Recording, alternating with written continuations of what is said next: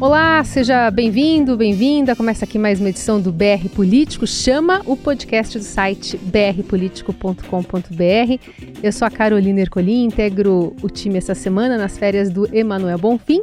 Aliás, todas as quartas, você já sabe, tem um novo episódio do Chama, analisando os principais temas do noticiário político e econômico, sempre com quem entende do riscado. Os editores do BR Político já estão por aqui. A Vera Magalhães, tudo bem, Vera? Tudo bem, Carol? Que prazer ter você aqui com a gente nessa semana. Prazer é todo meu. Também já dando um salve pro Marcelo de Moraes, que está lá em Brasília. Tudo bem, Marcelo?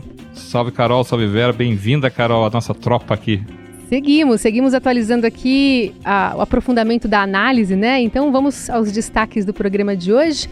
O presidente do Supremo Tribunal Federal, Dias Toffoli, que defende a supervisão judicial para coibir investigações de gaveta que servem apenas para assassinar reputações. No voto sobre os limites do repasse de dados financeiros ao Ministério Público, o ministro busca descolar da situação o caso do senador Flávio Bolsonaro. Uma outra questão importante para ficar claro, aqui não está em julgamento, em nenhum momento, o senador Flávio Bolsonaro. Em nenhum momento está aqui. A decisão que proferia a respeito da suspensão ela foi com base na determinação legal do novo CPC, do CPC Luiz Fux, que no artigo 1035, parágrafo 5º, diz que, havendo repercussão geral, o relator pode suspender todos os feitos em andamento. No caso específico do senador Flávio Bolsonaro, está suspenso o caso dele por uma determinação numa reclamação que é relator ministro Gilmar Mendes. Não está suspenso nesse RE. É bom afastar essa outra lenda urbana.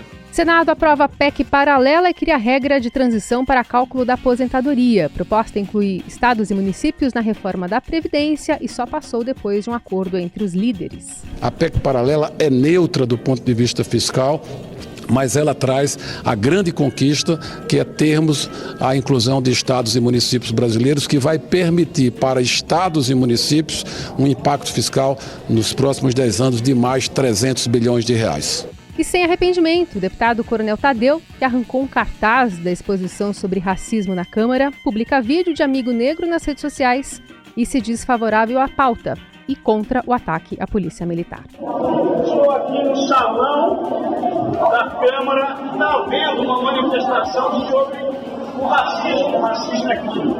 Claro que o racismo é crime. É a coisa mais abominável hoje no seio da nossa sociedade brasileira e mundial. Isso é racismo. Policial de boina preta, arma na mão, sujeito negro. Isso quer o quê? Quer dizer o quê? Que a polícia só mata preto? Isso aqui não vai ficar na parede, Coronel Tadeu. Isso aqui é contra a polícia. A polícia está para defender a sociedade. Um abraço para vocês, eu vou queimar esse cartaz aqui que não deveria estar aqui. Ajeite os seus fones de ouvido, o BR Político Chama já começou. BR Político Chama, o que você não pode perder na política e na economia, com Vera Magalhães, Marcelo de Moraes e Emanuel Bonfim. Olá, meu nome é Luísa Queiroz e eu sou estagiária do BR Político em São Paulo. E este é o BR Político Chama, nosso podcast que, toda quarta-feira, trata dos bastidores do poder. Para ficar bem informado, assine o BR Político. Aqui você tem acesso a análises e informações exclusivas para compreender as decisões que movem o país. Confira o nosso site www.brpolitico.com.br e conheça nossos planos de assinaturas. BR Político Chama. Então, o primeiro assunto de hoje é para a sessão de julgamento já lá no Supremo. O presidente da Corte, Dias Toffoli, defendeu a necessidade de a Justiça supervisionar o compartilhamento entre órgãos de controle de informações fiscais e bancárias protegidas por sigilo. O ministro vê investigações de gaveta e alerta para assassinato de reputações. Essa discussão vai definir o destino de mais de 900 apurações e ações penais paradas no Ministério Público após aquela liminar do próprio Toffoli, quando mandou parar casos que tenham dados compartilhados sem autorização prévia. Queria começar contigo, Vera, especialmente na questão desse descolamento, né, de uma fala bastante importante do ministro para deixar o Flávio Bolsonaro de fora da jogada. Como se isso fosse possível, né, Carol? Porque, afinal de contas, foi um pedido do próprio Flávio Bolsonaro que deu margem a essa decisão que paralisou mais de 900 casos, como você bem lembrou. Então, o caso do Flávio Bolsonaro está no cerne dessa discussão. Ele deu origem a essa mudança de opinião, né, do ministro, mudança de decisão do Supremo em relação a como se deve compartilhar dados do COAF e da Receita Federal. Porque até então, o entendimento das cortes superiores e o que era aplicado era que o compartilhamento entre órgãos de dados referentes à movimentação financeira ou mesmo à movimentação fiscal, no caso dos dados da Receita, não caracterizava por si só quebra de sigilo. Portanto, não era necessária autorização judicial. O que o ministro Toffoli fez com a sua liminar e agora o Supremo discute no mérito é se vai haver uma mudança nesse entendimento. O que muitas organizações internacionais, o Ministério Público, o próprio Procurador-Geral da República, Augusto Aras, entendem que seria um retrocesso enorme para o Brasil em termos de investigação. Significaria a gente descolar do resto do mundo em termos do que é o procedimento adotado para se fazer investigação a partir de suspeitas de desvios financeiros e também fiscais. Então, o Supremo é difícil prever como ele vai se conduzir nesse processo, porque muitos ministros concordam que pode estar havendo um exagero nesse compartilhamento e principalmente na informalidade que existe entre procuradores e esses órgãos para solicitar dados a partir de uma simples ideia. Vamos ver os dados dessa pessoa, e aí se pediria informações. Isso ficou meio público, veio à tona na chamada Vaza Jato, em algumas conversas em que os procuradores falam, pede lá para o Leonel ver o dado de tal pessoa, que era o Roberto Leonel, que depois foi para o COAF, mas na ocasião estava na Receita Federal, e mostrou ali que eles poderiam buscar acesso de pessoas só para testar algumas hipóteses.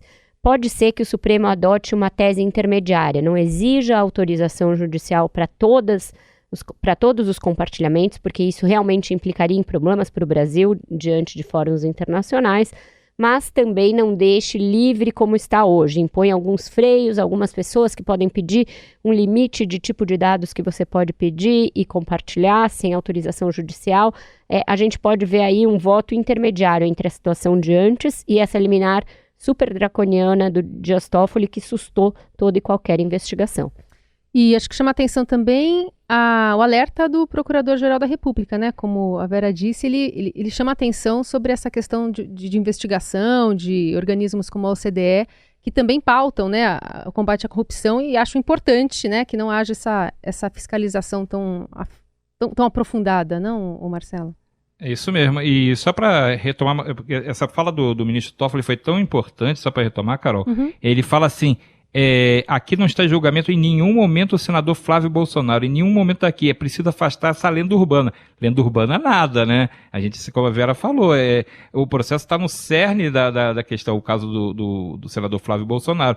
Então, eu acho que de qualquer jeito, você tem, além dessa pressão dessas investigações que podem ser prejudicadas ou que podem avançar muito sinal, tem uma discussão maior que tem que ser feita aí, o que pode ser feito e o que não pode ser feito. Hoje em dia, a regra é meio regra de boteco, né? Hoje vale investigar, amanhã não vale investigar. Então tá tudo tão frágil nos limites, que era preciso que esse julgamento pudesse transformar, de repente, já que existe esse julgamento sendo feito no Supremo, podia-se começar a tentar pensar que tipo de limite que pode ser imposto ou que tipo de limite não pode ser imposto, fazer a regra para a atividade desses organismos, respeitando como se faz lá no exterior, dando uma olhada e tentar reformular isso. O que não pode é ter informação vazada sem regra nenhuma, o que não pode também é não ter investigação nenhuma, e hoje você tem isso, hoje tem uma grande esculhambação, e agora você vai tentar botar a ordem na casa, que o próprio Toffoli muito provavelmente já viu que a pressão está muito grande para segurar esse rojão que ele mesmo soltou em cima dele, e vai ter, eu acho que a Vera está correta, acho que vai ter uma solução intermediária, mas tem uma consequência política com qualquer resultado. Se você tiver volta tudo ao normal e pode compartilhar os dados de novo, você tem o processo contra o Flávio Bolsonaro, que a gente não sabe qual é a consequência, aonde vai parar. Pode ter um desfecho político muito grave contra o senador Flávio Bolsonaro e, naturalmente, com o governo Bolsonaro também, já que ele é filho mais velho do presidente Jair Bolsonaro. E se não der nada, vai ficar aquele assim, tá vendo? não pode investigar, segurar a investigação contra o Flávio Bolsonaro para proteger ele. Esse governo tem um dos principais parlamentares desse grupo político do presidente Bolsonaro, o próprio filho dele está sendo protegido por uma regra. Então você tem um peso político de qualquer jeito, inevitável. Com qualquer resultado, você vai ter, ou o Flávio Bolsonaro vai ter a investigação caminhando e seguindo para algum desfecho que não parece ser um bom desfecho para ele, já que as acusações são muito graves, ou você tem o peso de ser um processo que você não sabe qual é a verdade envolvendo o Flávio Bolsonaro. Eu acho que vai ser um marco para o governo. Eu acho que ele sai de qualquer jeito com um desgaste grande de todo esse julgamento. E aí nessa modulação inclui os processos que já estão em andamento com os futuros, ou isso basicamente deve pegar todos? Tem que pegar todos, porque a liminar atingiu os que estão em andamento. Então agora a gente precisa de uma decisão de mérito que nos leve a saber o que fazer com essas investigações que estão paradas, né? E que foram iniciadas pelas regras antigas, sustadas por essa liminar, mas agora tem de recomeçar de alguma maneira, porque muitas delas tiveram como base esses relatórios, tanto do COAF quanto da Receita. Portanto, eles são a matéria-prima de muitas investigações.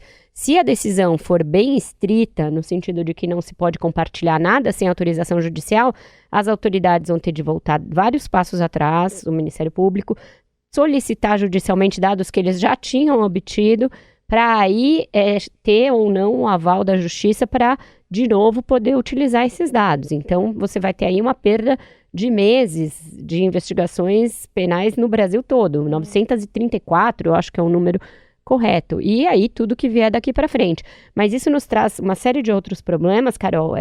A previsibilidade é que isso atrapalha a nossa entrada na OCDE, porque a OCDE utiliza os critérios anteriormente utilizados, atrapalha o compartilhamento de informações com organismos internacionais. A gente obteve, por exemplo, muita informação do Ministério Público da Suíça, referente, por exemplo, ao Eduardo Cunha, graças a um sistema aí, a um intercâmbio de informações porque a gente utilizava o mesmo sistema de compartilhamento de dados. Então, tudo isso nos faz também andar alguns passos atrás no sentido da comunidade internacional, do que é feito no mundo em termos de fiscalização, em termos de coibir lavagem de dinheiro e outros crimes financeiros. Então, é muito grave que, a partir do caso do Flávio Bolsonaro, e não adianta o Toffoli querer negar isso, se dê um passo atrás dessa magnitude. Teve o caso do Flávio Bolsonaro e teve algo também que é meio legislar em causa própria dos ministros do Supremo, porque eles próprios acusaram a Receita de acessar dados das suas mulheres e deles, o Toffoli e o Gilmar Mendes. Então também tem uma certa revanche em relação aos órgãos de controle como ingrediente desses processos. Enfim, vamos ver como os demais ministros, que não esses dois, vão se comportar nesse caso, né?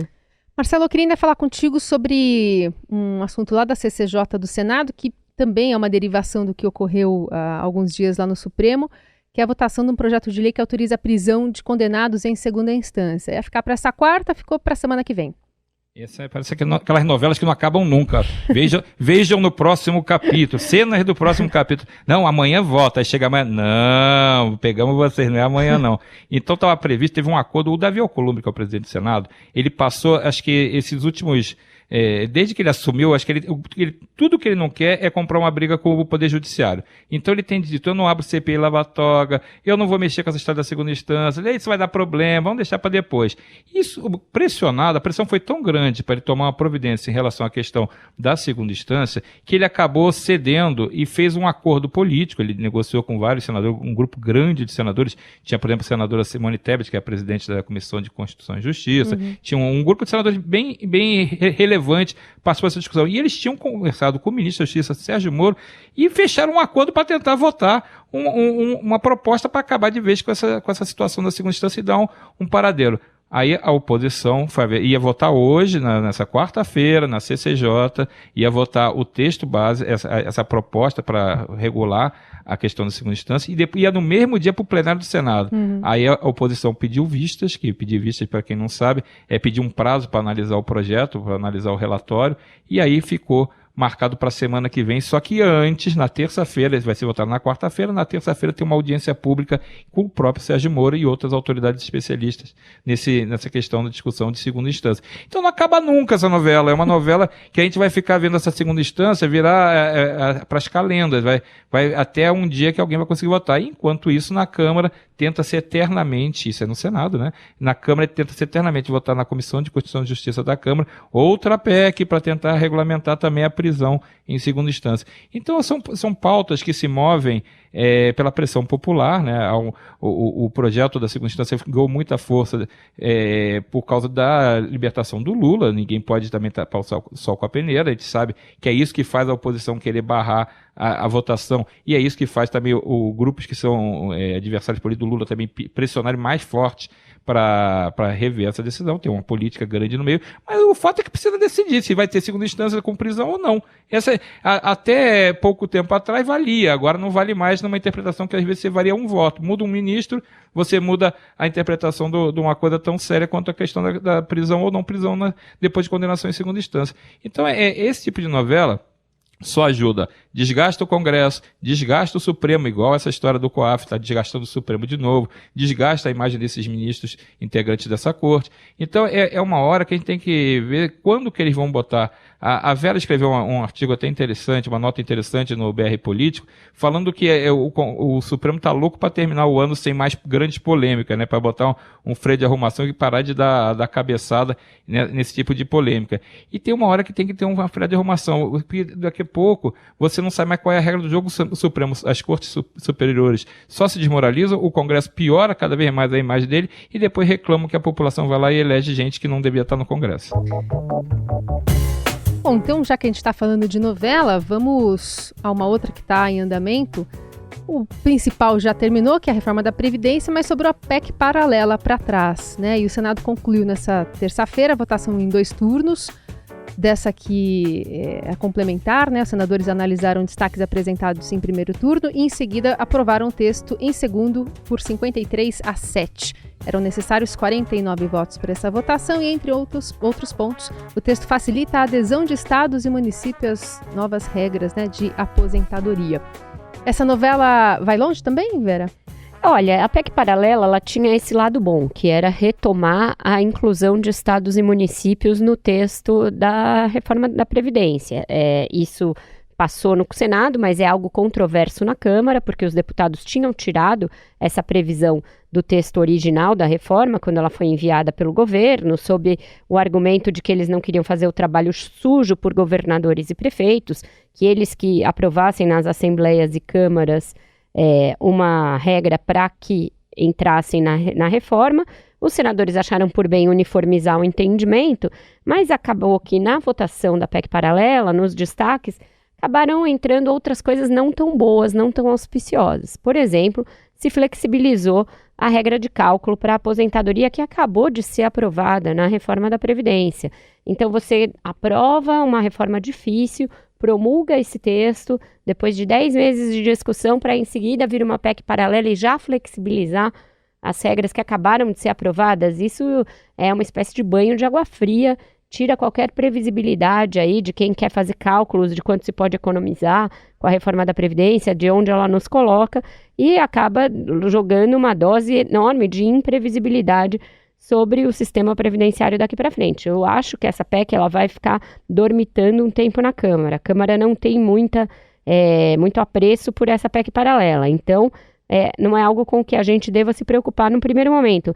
Mas eu acho triste que o Senado, num dia, aprove uma coisa para menos de um mês depois, ou um mês e pouco depois, flexibilizar as regras que acabaram de ser chanceladas, foram promulgadas agora, entram em vigor, e aí você já está mexendo em algo que foi uma reforma difícil de fazer, muito complexa. Então, eu acho que teve esse viés negativo a aprovação da PEC paralela. Carol. E ficando para o ano que vem ainda fica mais difícil, não, Marcelo? Vai fazer aquela corrida contra o relógio, porque você tem uma eleição a partir do meio do ano, o pessoal já está preocupado com campanha, ninguém está dando a menor bola mais a pauta, vai ter que fazer um esforço concentrado para conseguir votar alguma coisa, mas você tem um monte de projetos, a gente não pode esquecer que tem uma batelada de propostas que o governo enviou, várias propostas de emenda constitucional, PEC emergencial, PEC do Pacto Federativo, PEC dos fundos, tem a reforma tributária que pode ser que apareça em algum momento que ela comece a andar, a reforma que as ideias do governo começaram a ser divulgadas para misturar com as ideias da Câmara e do Senado, uma confusão louca. E a proposta de reforma administrativa que o governo tem dia que promete, tem dia que não promete mandar. Essa é outra novela, porque na verdade o que parece é aquele jeito, a gente já fala várias vezes sobre isso, um jeito claudicante, né, de fazer política, porque não tem articulação política esse governo. O governo fez uma opção por não ter base formal, ele tem uns líderes que que tentam torear o bicho meio na marra ali para ver se consegue fazer uma votação ou outra, mas é tudo meio improvisado. Então você tem um monte de projetos largados e a PEC paralela que podia ser uma prioridade, não digo do governo, que é uma pauta que enfim nasceu de uma demanda dos senadores que ficaram para não atrasar a votação da reforma da Previdência, os senadores abriram mão de fazer grandes alterações na proposta da Câmara para ganhar velocidade e a proposta avançar. Então, ficou se separando ali o que cada um achava que era mais importante. O senador Tasso Gereissati fez ali o seu bem bolado para fazer a PEC paralela, mas como a Vera disse, é dar com a mão e tirar com a outra, né? Porque você, na verdade, acaba fazendo a proposta ter menor alcance do que poderia ter. Só que aí na Câmara é outra novela, porque aí os deputados que já não eram a favor disso, porque eles não colocaram essas propostas, não colocaram na proposta original deles. Então, quem garante que eles vão ter interesse em fazer andar? Vai depender muito da vontade do presidente da Câmara, Rodrigo Maia, dos líderes ali mais interessados, né, nesse projeto. Eu acho que tem pouca chance da PEC paralela prosperar na Câmara. Acho que essa vai, como a gente costuma dizer aqui, vai para a bacia das almas. Vai ficar lá boiando igual um zumbi, fazendo companhia para outras propostas que já estão... Vai faltar espaço na bacia das almas para tanta proposta que nasce e fica vagando pelo Congresso. A impressão que dá, talvez, seja de que o governo está querendo liberar, né? Enfim, cumprir algumas promessas. Vamos fazer as PECs que prometemos, somos um governo reformista, entrega tudo para a Câmara ou para o Senado e depois livrou, deixa, né? na mão, deixa na mão. Se livrou. E segurando algumas coisas, né? Porque a reforma administrativa, que deveria ter ido com todo o conjunto mandado anteriormente, ela ficou retida no Ministério da Economia por ordem do presidente, que quer fazer a reforma mais branda possível para não comprar briga com os servidores. Aí o ministro Paulo Guedes fala que vai mandar em novembro ainda. Vamos ver, o novembro aí já está acabando, né? Aí o Fernando Bezerra fala, não, ano que vem, né? E aí a gente vai indo. Aí não vai nunca, né? Aí não vai nunca. Um outro assunto para a gente tratar aqui no BR Político Chama é uma questão que ganhou muita repercussão desde ontem, desde esta terça-feira. O deputado Coronel Tadeu, do PSL de São Paulo, entrou no centro do debate político ao arrancar um cartaz de uma exposição sobre consciência negra na Câmara. O ato do deputado provocou reação imediata de parlamentares que o acusaram de racista. O militar se defendeu elogiando a exposição e negando qualquer tipo de preconceito. Aliás, publicou nas redes sociais um vídeo de um amigo negro, o policial Davi, convidando a população a combater o racismo do mundo. Em entrevista ao Estadão, o deputado disse não se arrepender da atitude, pois, segundo ele, a polícia militar estava sendo atacada. Na imagem, nesta quarta-feira, Dia da Consciência Negra. Veja, Carol, nessa semana a gente teve a confirmação, por exemplo, de que a menina Ágata, no Rio de Janeiro, foi morta pela polícia. Numa circunstância em que não havia nenhum confronto, não havia nenhum conflito, se desmentiu aquela possibilidade de que eles estivessem em perseguição a outros acusados ou a outras pessoas suspeitas. Então, negar que exista uma realidade no Brasil em que a polícia mata a esmo pessoas e que ela mata a esmo principalmente pessoas negras, porque isso se dá principalmente em comunidades pobres, é querer tapar o sol com a peneira. Ainda que não fosse verdade, que fosse só a leitura de um grupo da realidade, isso não dá ao deputado o direito de cometer um vandalismo como que ele cometeu, tirando a charge, quebrando o quadro no chão, ainda dando o celular para um assessor registrar a cena, postando orgulhosamente nas redes sociais. Isso é um ato de incivilidade, é um ato de barbárie, é mais uma manifestação que os homens públicos dão contra a cultura, contra a diversidade cultural, diversidade de opiniões. Ele que usasse a tribuna da Câmara, que é um um espaço que ele tem direito de usar como parlamentar para repudiar aquela visão e defender a polícia, se ele achava que esse era o caso, mas negar uma visão de mundo de outras pessoas e com esse tipo de violência, com esse tipo de interdição do debate, isso é um sintoma muito claro de que a gente está voltando muitos e muitos passos na nossa questão da civilidade, do trato democrático das questões, da possibilidade de haver um debate civilizado. É lamentável e é sim racista. Ele que não venha com essa de que não é racismo, porque ele quis evocar essa ideia, que é uma ideia também muito difundida na sociedade, de que porque você tem amigos negros, você não é racista ou o racismo não existe. Primeiro que as pessoas não sentem na pele, e aí literalmente o que é o racismo no dia a dia, e as pessoas negras sentem, então não cabe a nós, que não somos negros e não sabemos o que é ser negro num país com as desigualdades do Brasil, dizer o que é ou não racismo. E, em segundo lugar, ter amigos negros não faz de ninguém uma pessoa não racista, porque esse tipo de atitude está negando a visão de mundo dos negros, portanto é uma atitude sim racista. E, Marcelo, ainda teve um posicionamento forte do presidente da Câmara, Rodrigo Maia, sobre isso, né? Ele que comentou o caso, e já tem repercussão política também por aí, né?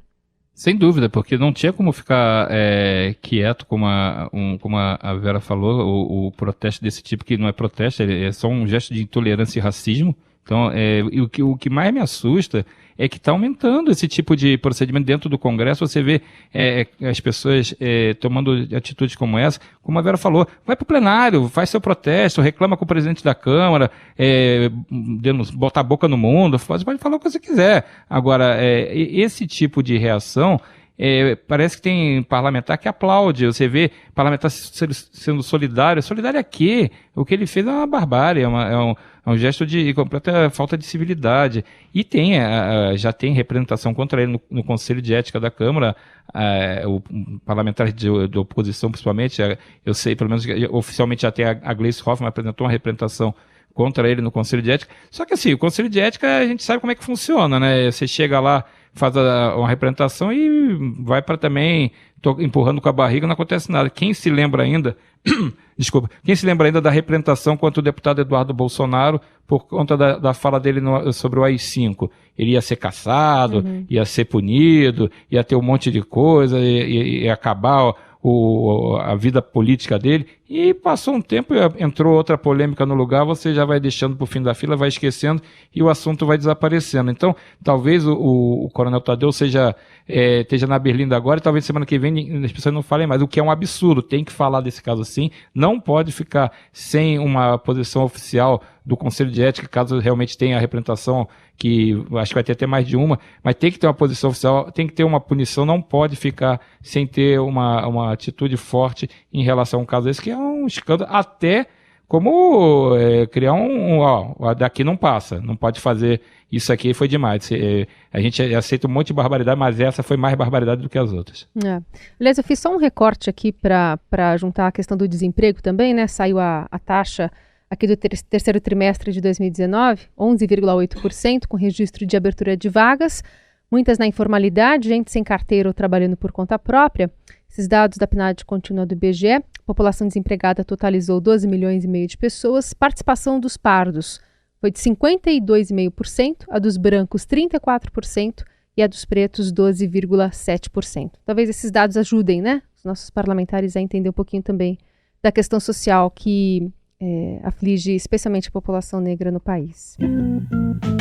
Outro assunto que a gente trata hoje é sobre o desmatamento. O ministro Ricardo Salles está falando sobre o assunto. Também temos uma reportagem do Gustavo Zucchi sobre os dados que saíram nesta semana, né? O Brasil que bateu recorde nesta década de destruição na floresta amazônica. Vamos ouvir. Aqui no Congresso não poderia ser diferente. Os dados do desmatamento divulgados nesta semana não foram bem recebidos. De cara, o presidente da Comissão de Meio Ambiente da Câmara, Rodrigo Augustinho, subiu o tom contra o ministro do Meio Ambiente, Ricardo Salles.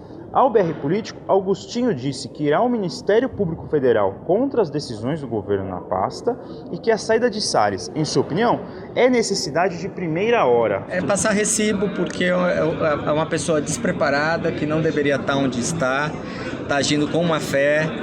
E já passou da hora desse cara continuar à frente do Ministério do Meio Ambiente. Nós estamos perdendo floresta, estamos perdendo biodiversidade, espécies estão sendo extintas, rios estão sendo degradados. E então, para quem milita na área, causa profunda indignação o que está acontecendo. Eu não quero mais o ministro da minha comissão. O ministro já foi 4 vezes, mentiu descaradamente as 4 vezes que esteve lá. Provavelmente alguns deputados peçam a presença do ministro lá, queiram aprovar convocações, mas eu particularmente não quero. A irritação do deputado neste momento tem origem nos dados que mostram que de agosto de 2018 até julho deste ano, o Brasil bateu recorde de desmatamento na Amazônia. Segundo dados do Sistema de Monitoramento PRODES, quase 10 mil quilômetros quadrados foram desmatados no período, 30% a mais que o ano anterior. Nenhum plano de combate ao desmatamento foi feito, nenhum plano de combate ao desmatamento foi levado a cabo. A única ação que teve foi uma intensificação das brigadas de combate a incêndio, na época do incêndio. Mas tirando isso, o governo simplesmente deu as costas. Nós temos ainda várias superintendências do IBAMA que não estão nomeadas. O IBAMA e o Ministério do Meio Ambiente perderam muito quadro. Muitos analistas foram transferidos do governo do Ministério do Meio Ambiente para outros ministérios. O Conselho Nacional do Meio Ambiente, que faz o controle social, a Comissão Nacional de Biodiversidade, foram todos desmontados. Começou um desmonte em outras áreas estratégicas dentro do Ministério. Então, as medidas que serão tomadas agora serão medidas bem duras. Nesta quarta-feira, o próprio presidente Jair Bolsonaro deu ombros para o aumento do desmatamento na região. Disse que é uma questão cultural e que eles não irão acabar. Goste-se ou não da questão ambiental, o fato é que até mesmo parlamentares ligados à agropecuária estão preocupados com boicotes do mercado europeu aos produtos brasileiros, por causa dos resultados desastrosos na área. Outra resposta que a Câmara pode dar é aprovar um projeto que aumenta as penas para quem cometer desmatamento. O próprio Agostinho tem conversado com lideranças tentando viabilizar o projeto. Fico por aqui acompanhando as novidades do Congresso. Até a próxima semana. E aí, Vera? Esse assunto a gente debateu ao longo da semana no BR Político, mas é um absurdo, né? E é a crônica de uma tragédia anunciada, porque os dados mensais do sistema DETER, que é menos acurado que o PRODES, mas que serve justamente para isso, para que sirva de prevenção e faça com que as autoridades evitem um mal maior, eles foram ignorados, foram desmentidos pelo ministro Ricardo Salles, pelo presidente Jair Bolsonaro. O presidente do INPE foi demitido com direito à humilhação pública e tudo isso nos trouxe a essa situação lamentável, recorde da década, como você mesma disse, e nada indica que vai melhorar em 2020. Todo o palavrório do ministro Ricardo Salles é muito em cima, vamos fazer um ambientalismo de resultados com oportunidades econômicas para a população local, só que não existe esse projeto. É difícil que qualquer flexibilização, por exemplo, de áreas indígenas ou de reservas ambientais passe no Congresso e no Supremo, e o presidente vai dando, assim, licença para os desmatadores e aqueles que agem de forma ilegal na Amazônia, porque é daí que vem o recorde de desmatamento. Mais de 90% desses quase 10 mil quilômetros quadrados desmatados foram em desmatamento ilegal. Então, uma realidade triste. Se a gente fosse falar de gestão, de fato, o ministro Ricardo Salles já deveria ter sido demitido, porque ele tem aí no seu currículo, em curtos 11 meses de mandato, esse desastre na Amazônia e o desastre do derramamento de óleo nas praias brasileiras, né? É algo que nenhum gestor seria mantido no seu cargo com tantas lambanças assim.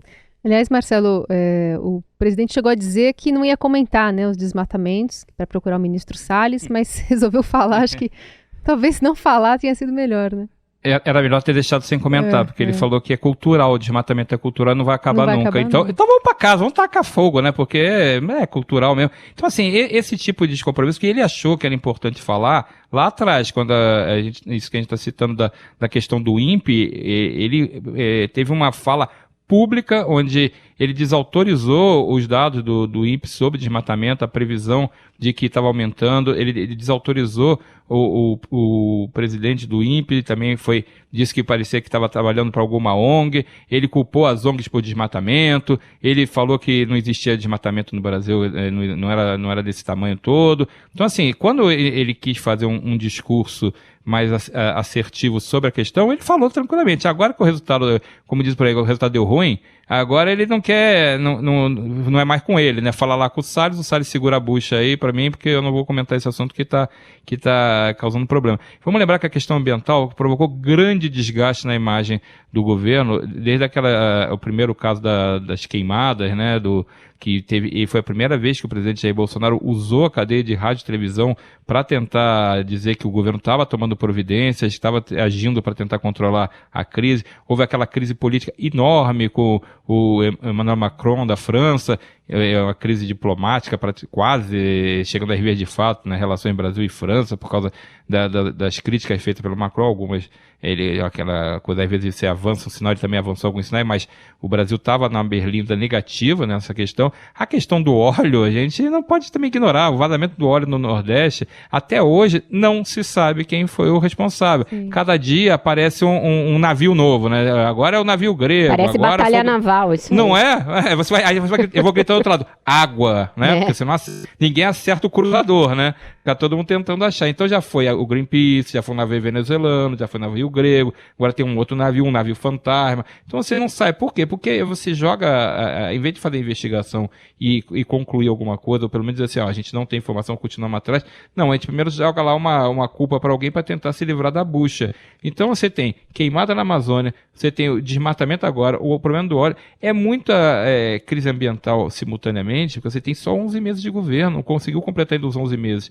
Então é muito... Isso que eu estou dando de lambuja, que Brumadinho eu não estou nem botando na conta como problema ambiental, embora seja um problema ambiental gigante. Mas, que aí não dá para pôr muito na conta desse governo, né? Porque foi exatamente. Esse não dá para entrar na conta, mas aconteceu também. Então, você tem tanto problema que aconteceu na área, alguma coisa está errada, né? A gente tem que parar e pensar, vem cá, não é possível. Vai esperar o quê?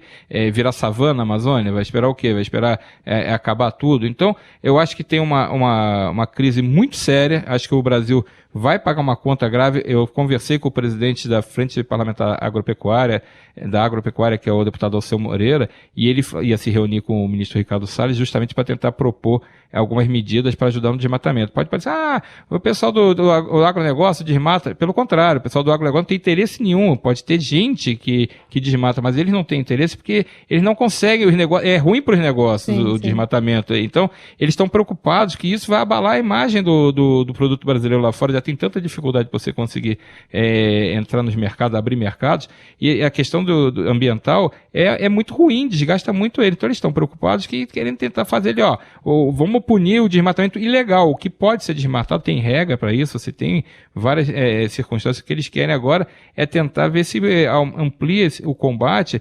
Talvez eles estejam querendo se mexer, até já que o governo não consegue tomar providência para conter o processo, porque a perspectiva é de aumentar mais, sim, nos próximos meses, não é? Esse dado está longe de estar fechado, vai ter mais coisa vindo aí. O consolidado sai em maio mesmo, né? Exatamente. Então, assim, você está pegando no meio do caminho ainda. Você pega ali, acho que até agosto, se eu não me engano. Então, você tem um caminho ainda de tendência a aumentar mais esse número. É muito ruim para o Brasil. Então, as partes que estão interessadas, como o agronegócio organizado, a bancada ruralista, quer alguma providência também, porque está ruim para eles. Muito bem. Bom, a gente vai chegando ao fim deste podcast, contando sempre com os editores do BR Político por aqui, o Marcelo de Moraes, direto de Brasília, e a Vera Magalhães, direto de São Paulo. Também me despeço de vocês. Foi sempre um prazer participar aqui do podcast nessas férias do Emmanuel Bonfim. E quarta-feira tem uma nova edição. É isso aí. Até quarta-feira, pessoal. Valeu, gente. Até quarta.